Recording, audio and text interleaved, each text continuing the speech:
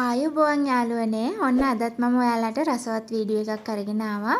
ඉතින් කීප දෙනෙක්ම මගෙන් අහලා තිබුණා තෝසේ පරාට කන්න හොඳ කරි එකක් හදන හැටි කියලා දෙන්න කියලා.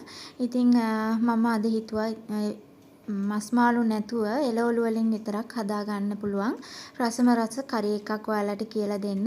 ඉතින් මේ පරාට එක කන්න තමයි මම අද මේ කරි එක හැදුවේ. ඉතින් මේ පරාට එක හදන හැටිත් මගේ channel එකේ තියෙනවා. ඔයාලට පුළුවන් මගේ channel එකට ගිහිල්ලා මේ පරාට එක හදන හැටි බලන්න.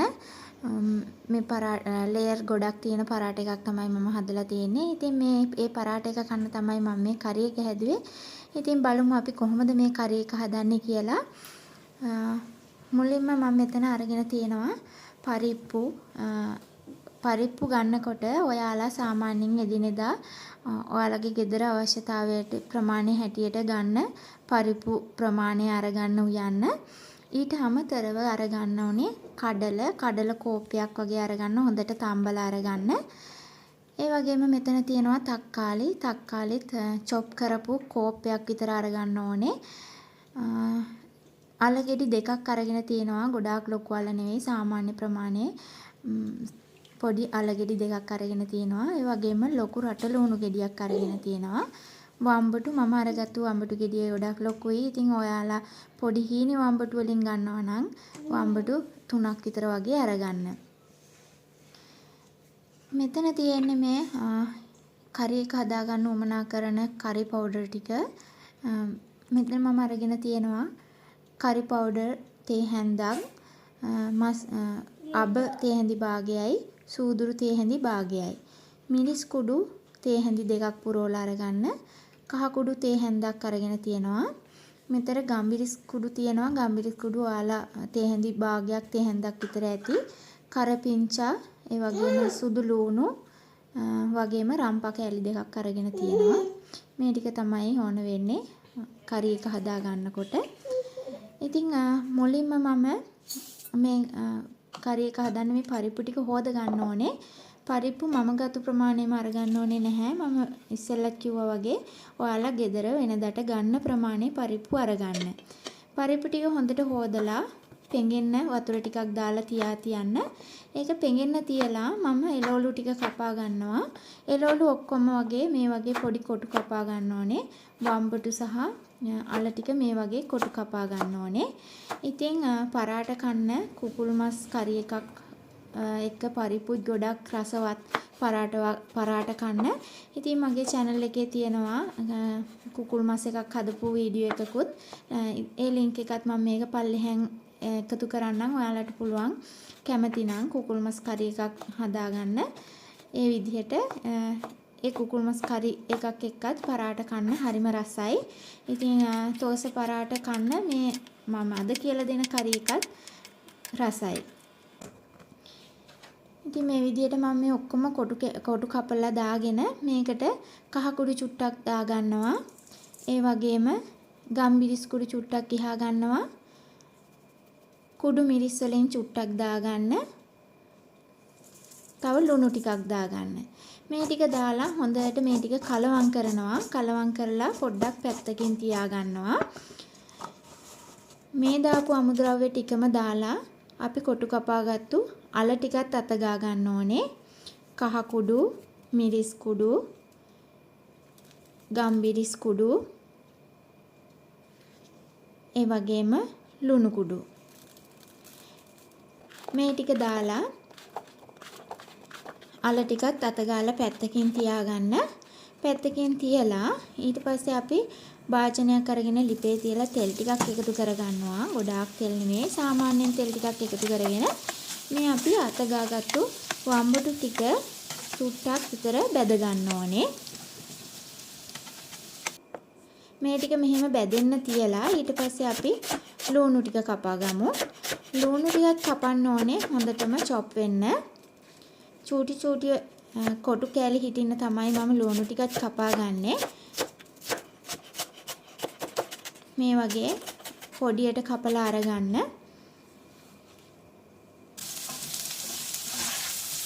දැන් අපේ වම්බටු ටික බැදිලා ඇති. දැන් වම්බටු ටික පිරිසියකට අයින් කරගන්න.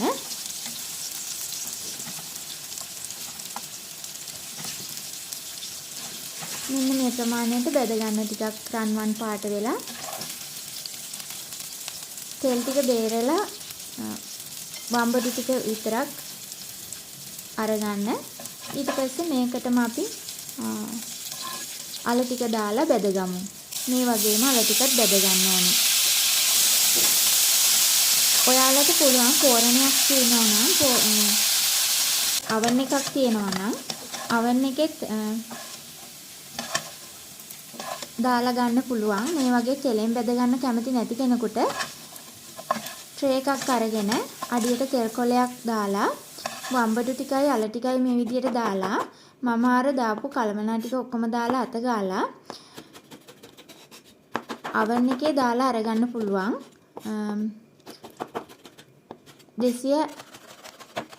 200 උෂ්ණත්වයට පැය කාලක් වගේ දාලා අරගන්න. තක්කාලි ටිකත් මම හොඳට චොප් කරලා අරගන්නවා. ඊට පස්සේ අපි අල ටිකයි වම්බඩු ටිකයි බැදගත්තු ඉතුරු තෙල් ටිකටම ලුණු ටික ටෙම්පරාදු වෙන්න දානවා. චුට්ටක් තෙල් හරියට අබ ටිකයි සූදුරු ටිකයි දාන්න බැදෙන්න. ඊට පස්සේ මේ ටික ඔක්කොම හොඳට කලවම් කරගන්න.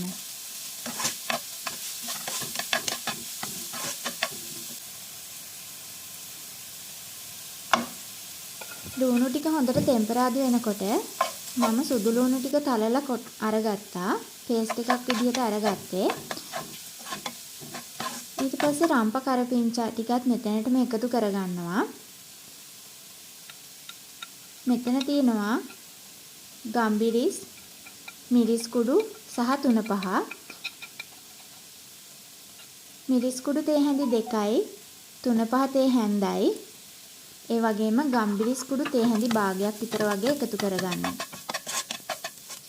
දැන් මේ ටික හොඳින් කලවම් කරලා චුට්ටක් තෙලේ මිරිස් ටික බෙදෙන්න අරින්න. ඊට පස්සේ එතෙන්ට අපි තක්කාලි චොප් කරගත්තු තක්කාලි පේස්ට් එක එකතු කරගන්නවා. මේ ටික හොඳට කලවම් කරලා ඊට පස්සේ අපි පෙඟෙන්න තියාගත්තු පරිප්පු ටිකේ වතුර ටික හොඳට බේරලා අරගෙන පරිප්පු ටිකත් මෙතෙන්ට එකතු කරගන්නවා. සාමාන්‍යයෙන් මෙතනට පරිප්පු කෝප්ප භාගයක් වගේ ගත්තා නම් ඇති. මම ටිකක් අද වැඩිපුර කරි එක හදාගන්න නිසා මම ටිකක් වැඩිපුර පරිප්පු අරගෙන තියෙනවා. ඔයාලා වෙනදට පාවිච්චි කරන ගෙදර උයන්න ගන්න ප්‍රමාණයෙන් පරිප්පු අරගන්න. කහ කුඩු තේ හැන්දක් දාගත්තා. ලුණු ටිකක් දාගත්තා. දැන් මේ ටිකත් මම හොඳින් කලවම් කරගන්නවා.